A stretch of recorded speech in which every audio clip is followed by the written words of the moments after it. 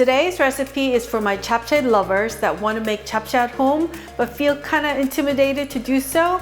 I'm going to show you how to make japchae from scratch that's easy and simple to follow.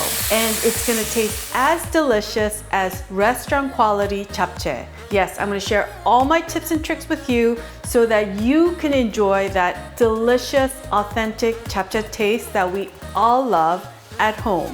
오늘의 레시피. 아주 간단하고 맛있는 잡채 만들기. 오늘도 여러분들과 영으로 함께 하겠습니다.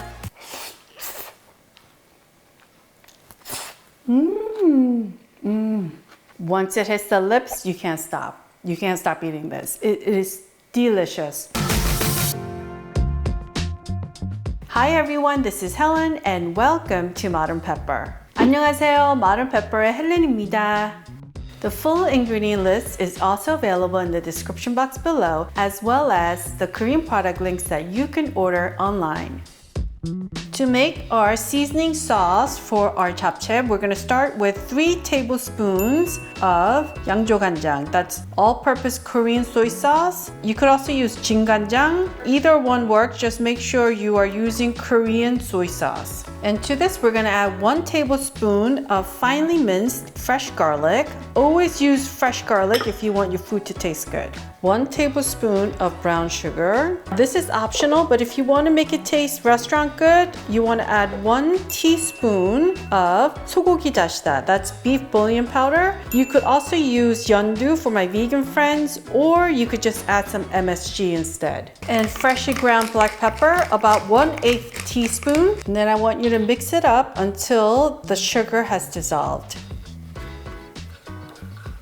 Then what we're going to do is take 1 tablespoon of this mixture and add it to a small mixing bowl. And here I have 1/2 cup of cold water that we're going to add to our remaining sauce.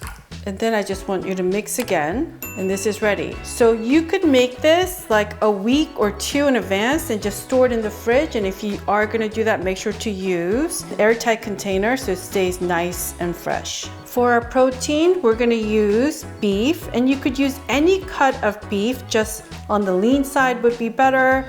Ribeye would be great as well. And we need about 150 grams of beef cut into thin strips like so. Vegan friends use plant-based beef or just skip this part. Then to our mixing bowl with 1 tablespoon of the soy sauce seasoning sauce mixture, we're going to add our beef strips.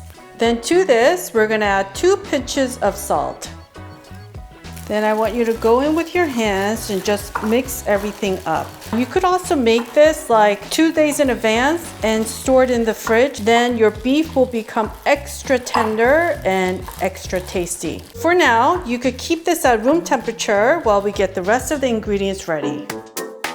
For our JapChae vegetables, the 2 must-have vegetables are 1/2 of a medium-sized white onion, 2 green onions, scallions, cut into about 2-inch length like so. The rest of these vegetables are all optional. It really is to add that color and crunchy texture. Here I have carrots. You need about 4 slices cut into strips like so. And we have red and yellow sweet bell peppers, about 6 pieces each. And we have Shiitake mushrooms, 2 표고버섯 in Korean, cut into slices like so. And long-stemmed spinach, about 40 grams. And if you're not a fan of spinach, you could use kale leaves instead.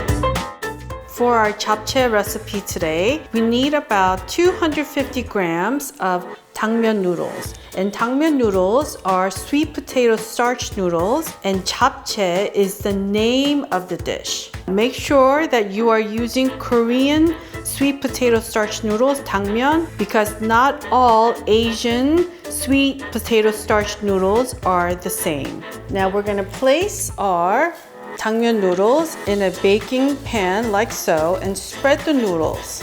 Then we're gonna wet our DangMyun noodles with hot water. Then we're gonna add cold water I want you to add enough water so that our 당면 noodles are fully submerged under the cold water, like so. Then what I want you to do is take a small plate and place it on top so that our noodles are fully submerged and stays fully submerged, like so. And we're just gonna let these noodles hang out in water for about 15 to 20 minutes. And 15 minutes later, let's take a look. So you just want to soak the 당면 noodles until you could pick it up and it's bendy like this. It's ready. In a large pot, I want you to fill it about halfway with water and bring it to boil. Then we're gonna add some salt. It's always important to add some salt to your boiling water that you're gonna cook your noodles in. And then we're just gonna pick up our noodles and put it in our pot. And with your heat remaining high, I just want you to stir this. Because we pre-soaked our japchae noodles, this is gonna cook in minutes. When you boil your noodles, always use a large pot. As opposed to being cramped in a small pot, the noodles will not be delighted to be cramped. So it's been 3 minutes of boiling on high heat. And let's just take out like maybe one noodle, put it in a little bit of cold water so it just cools down. And then I want you to quickly have a taste. Our 당면 noodles should taste soft but still chewy. So you don't want to overcook it where it tastes soggy. And then we're gonna turn the heat off and bring this to our sink quickly. Get another bowl, fill it with cold water, and dunk our hot 당면 noodles in there. So at this point, you need to quickly bring down the temperature of our 당면 noodles. And again, cold water to our bowl. Rinse with your hands like that until the noodles feel really cold in your hands. Rinse it one more time and add to our bowl. So our 당면 noodles are, look, they're like silky and beautiful. So I just want you to shake it a little bit to remove the excess water. Then place it back in the bowl and let it hang out here. And what I also want you to do is take a pair of kitchen shears and cut 4 ways like that, because these noodles are really long in length. Now make sure to have all the ingredients ready to go, because the actual stir frying will only take minutes. Set your heat to high, and I want you to preheat your frying pan for about a good minute or 2. So once the frying pan is preheated, we're gonna add a generous amount of oil, about 2 tablespoons of oil. Then we're gonna add our white onions. Then to this, we're gonna add 1 big pinch of salt and some black pepper. Then we're just gonna mix this around. Stir fry this for about a good 30 seconds on high heat. Then 30 seconds later, we're gonna add our marinated beef. If your heat's still remaining at high, we're just gonna stir fry this for about a minute. And then a minute later, we're gonna add our mushrooms and saute together for about another minute on high heat while constantly moving everything around in your frying pan. A minute later, we're gonna add the rest of our vegetables and just move it around like this for like 10 seconds. 10 seconds later, we're gonna take our seasoning sauce, and your heat is still remaining at high. We're gonna pour this right in the middle. Look at that. I love that sizzling sound. And the last to go in is our spinach. Basically, we're just gonna wilt our spinach in this delicious medley of stir-fried vegetables and beef in this yummy sauce. At this point, we wanna turn off our heat, and look at that. Look at that delicious sauce that we made for our japchae. Oh my goodness, it's gonna be so good with our 당면 noodles. So you just toss this like this for 10 seconds and this is done. This is ready to meet our glorious 당면 noodles and become japchae together. Amazing. So we want to take our 당면 noodles and put it in a mixing bowl like that. Then we're going to pour our stir-fry medley into our mixing bowl. Then to this, we're gonna add about 1 tablespoon of sesame oil. And then starting with our noodles, I want you to just kind of mix everything up. The hot sauce is gonna get absorbed by our cold DangMyun noodles. Oh my goodness, it smells so delicious.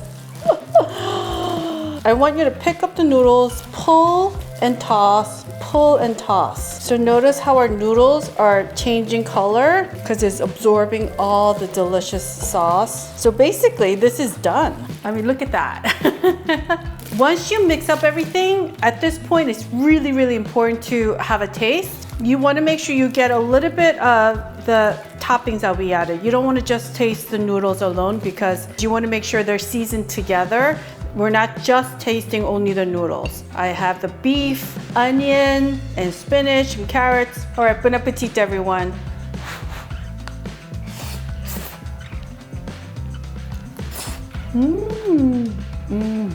Once it hits the lips, you can't stop. You can't stop eating this. It is delicious. For me, it's perfectly salty because we added the beef Dashida. If you don't add that, you're gonna need to add a little bit of salt. But boy, oh boy, that makes the japchae like taste so like ta-da! Like food heaven good. Oh, it's so good. I can't even speak right now. You could have this right now, sort of slightly warm, or you could have it cold the next day if you want, especially during summer months. This is so good cold too, straight from the fridge. I love it. To make our egg garnish, we have 1 egg, and to this we're gonna add 1 pinch of salt. With our egg, set your heat to high and place your small frying pan like so, and I want you to preheat it for about a good minute or 2. Once your frying pan is preheated, I want you to add some oil, about a tablespoon. Swirl your frying pan around like that. Then we're gonna take our egg and pour it into our frying pan. With your heat remaining at high, we're just gonna swirl our egg around our frying pan to create a circle. So once you swirl everything around, place the frying pan down like that, turn your heat off, and yes, the egg is not fully cooked yet, but what we're gonna do is cover it with our foil loosely like that, and we're just gonna let this rest with no heat on for 1 minute. And 1 minute later, look at that, our egg is ready. And let the egg cool down to room temperature. Once the egg is cooled down, then I want you to just roll up your egg like so. And then we're just gonna cut them into long strips. The end, you keep that for yourself. And then you toss, and here we have our egg garnish. Oh yeah. And then garnish with just a few strips of our egg like that. And you don't have to add the egg garnish if you don't want to. And last, we're gonna add a little bit of sesame seeds on top. When it comes to sesame seeds, like I always say, less is more. And it's ready. Oh, it smells so good, so good. I just want to like shut down the camera so I could just like dive in and eat all this. But anyway, I'll wait. This JapChae recipe was quick and fast, but I want my non-Korean friends to know that JapChae dish is a gourmet noodle dish in Korean cuisine. JapChae is something that we make for celebratory events. And if you ever go to a Korean household and they serve you JapChae, be thankful because the host is trying to treat you to a gourmet noodle dish. Now, if you want to check out my traditional JapChae recipe, the video will be linked below, and that recipe includes how to make JapChae dumplings. Yes, JapChae dumplings with your leftover JapChae. So good. And then you put the JapChae dumplings with tteokbokki and eat it together. It's all there. Go to the description box and I'll see you there. If you're a fan of Korean noodles, make sure to go to youtube.com/modernpepper and click on that playlist tab and select Korean noodle recipe playlist, and I will see you there. I want to thank you for watching today, and if you enjoyed watching today's video, I want to kindly ask you to click on that thumbs up icon and subscribe and hit that notification bell, and perhaps even share this recipe with your friends and family. 여러분 오늘 재밌게 보셨으면 꼭 좋아하는 버튼과 구독 버튼도 눌러주세요. 다음 영상에서 꼭 뵙겠습니다. 감사합니다. Alright folks, I will see you in one of the videos you see right here.